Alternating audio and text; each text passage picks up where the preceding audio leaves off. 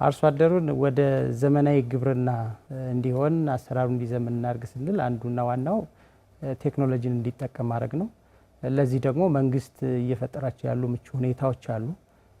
አንደኛው የፋይናንስና የብድር አቅርቦትን ማመቻቸት ነው።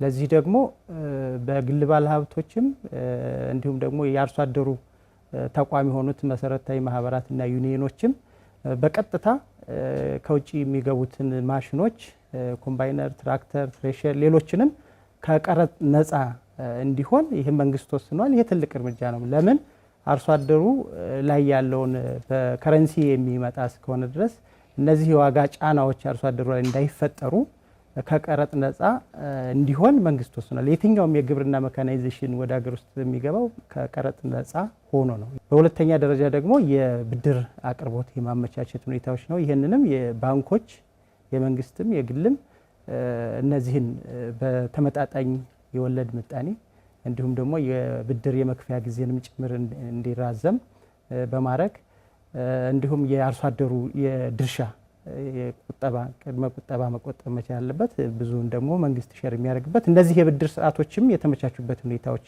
ነው ያለው።